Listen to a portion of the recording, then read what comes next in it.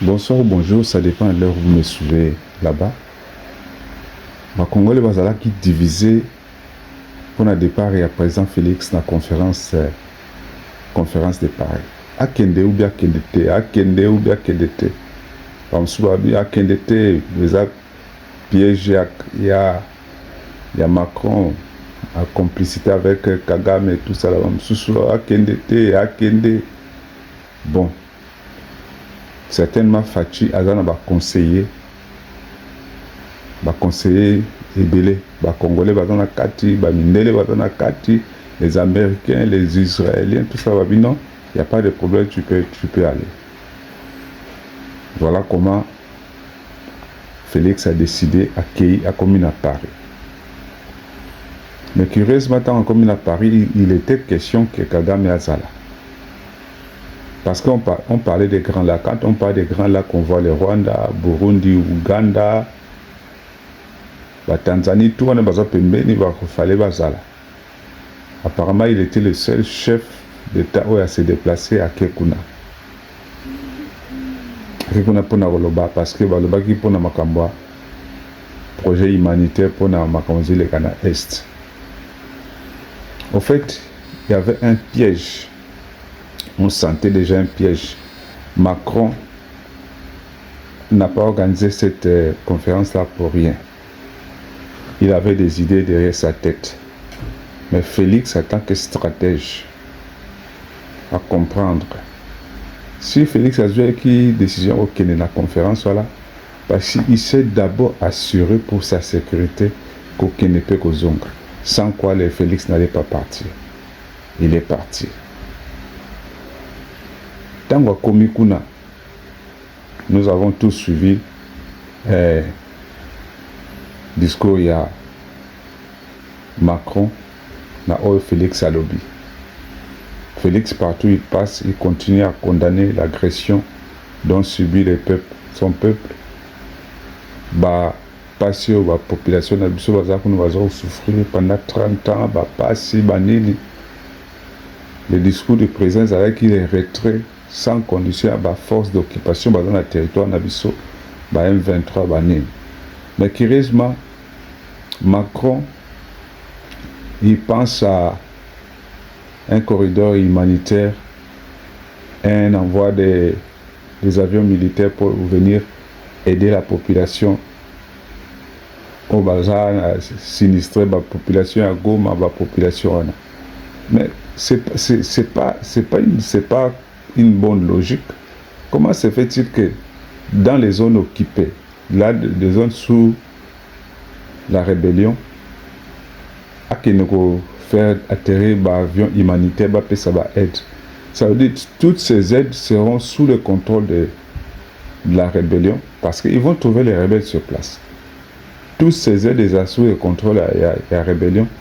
Et pendant que les rebelles sont sur place là-bas, dans la zone occupée, la population va subir martyr, va souffrir. Qu'est-ce qui dit qu'il doit aider au coma, soit des médicaments, soit nini, et qu'il est directement et pas à la population qui sont touchées, qui sont concernées. Ce n'était pas une bonne idée. Et dans cette conférence de Paris, le président français a parlé de l'histoire, il y a une zone économique concernant la zone, il y a Grand Lac. Il faut signer une coopération économique pour la fluidité commerciale dans la zone à Grand Lac. Ce que Fachi avait refusé de signer à Washington. Fachi a dit na Trump. Je ne peux jamais signer accord en Rwanda pour la coopération économique tant que ma collaboration rwandais va révéler les Mboka Nangai, ça va servir à quoi? Et c'est le même dossier où Macron a mis sous la France sous une autre forme, croyant que Félix Azan naïf a signé. Félix Azan a signé signatin. Et puis depuis que Félix Azan a pouvoir, depuis qu'il est arrivé à pouvoir, parce qu'il y a déjà des conséquences, il y a des signatures. Vraiment, tu vas signer. Et votre la mindondo. Bakora ba lemera. Tout ça là, c'était des signatures Kagame a comment koloba lelo accord parce que quelqu'un avait signé sans pourtant connaître la teneur, la gravité d'une signature à signer. Félix, voyage à Kendaka, voyage à Kendaka, il ne signe jamais. Pour Moutoumora, Félix a signé à Tekimboka, même accord toujours sur l'américain. Ceux qui ont clair, ceux qui rebelle à souka condition Félix a pesa yangwana, ceux qui rebelle à souka bimina STT, na zone occupée à signer. Macron a komemaye akene ko signer coopération économique na ba pays ya grand la kuna Félix a ko signer angote. C'est un piège que Macron a attendre na Félix a exposé devant tout le monde pour le bakazoluka. Il pense à l'ingi compatriote, à l'ingi contribuer na résolution ya paix na est pour la crise humanitaire a pessi main tendue na ye pour na koya en aide na la population ya est baza ko souffrir. Ce qui a l'ingi ya na aide na population ya est baza souffrir. La meilleure solution la aide ya malamu au Macron ko sala ezali ya kozwa téléphone na ye ko benga Kagame allo benga ba soda na ye babima bango tout na territoire congolais bakende territoire est libéré parce que ce qui territoire na biso est complètement libéré ba réfugiés o ba benga na ba perdre bandako na ba zongi ba récupérer bandako na bango ba s'installer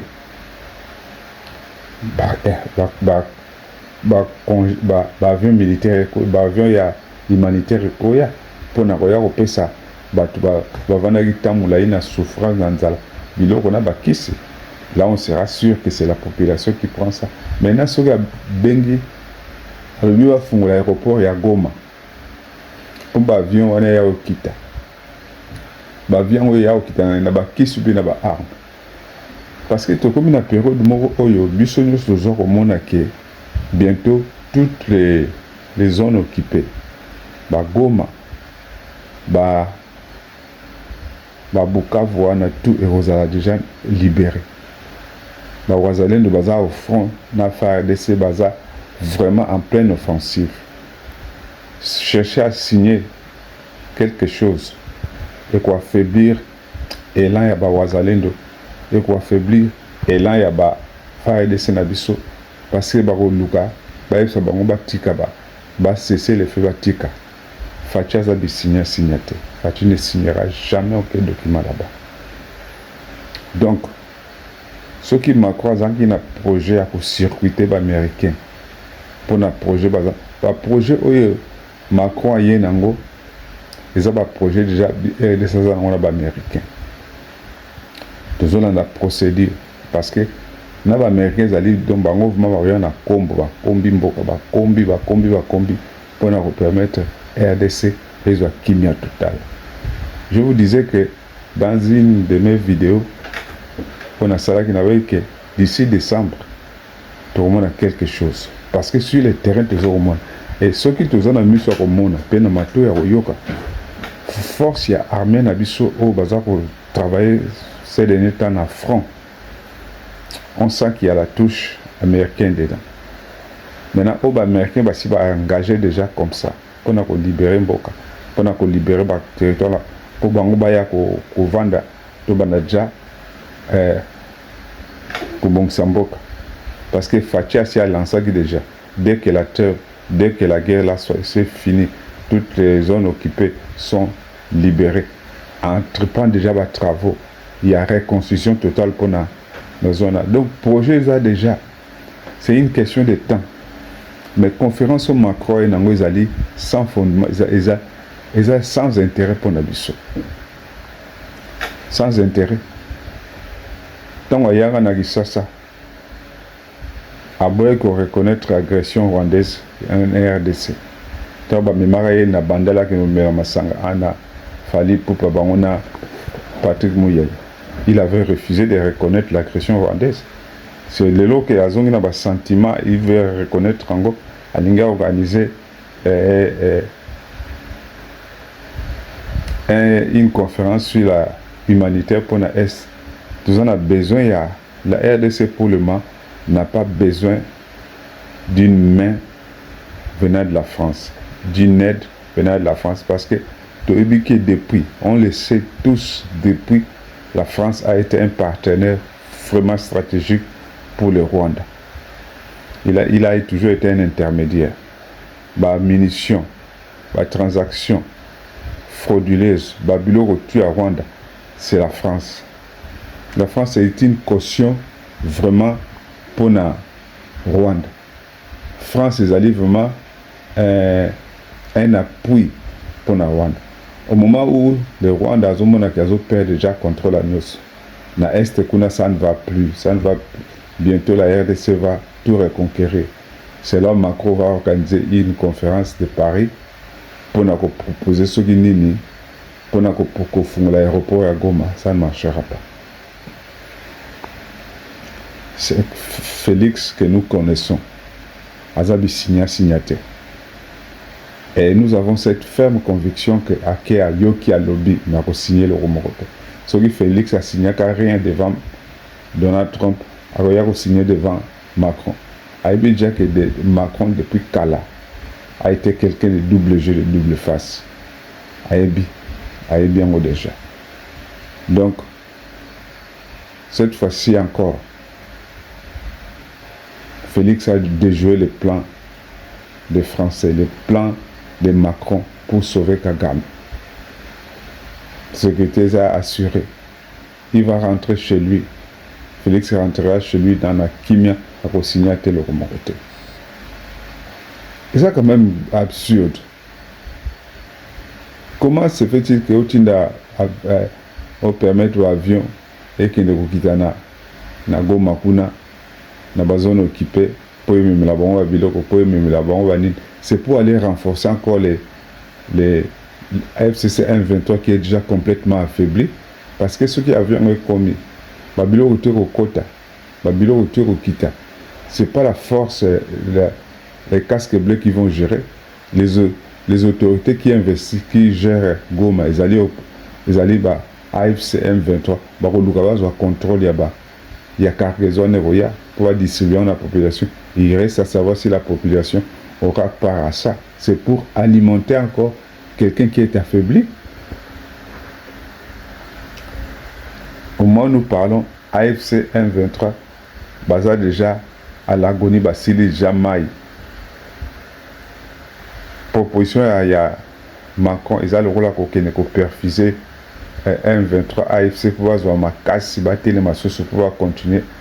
Sale besoin à Bango. Le président Facha, il est vraiment mûr, il est politiquement mûr,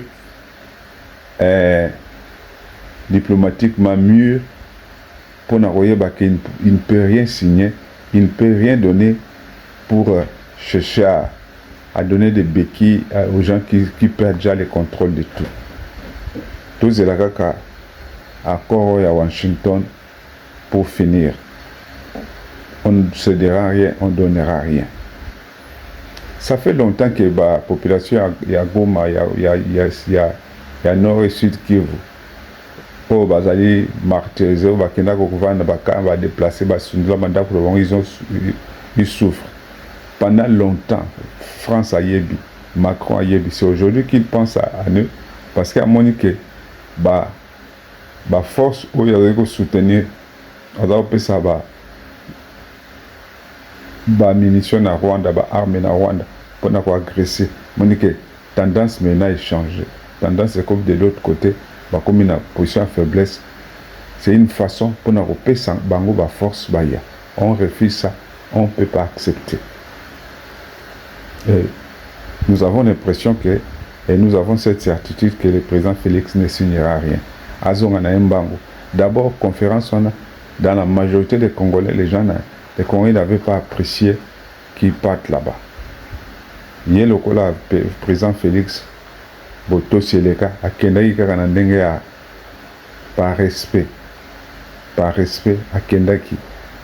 Mais, gloire soit rendue à Dieu, il a été plus malin que Macron et il ne signera rien.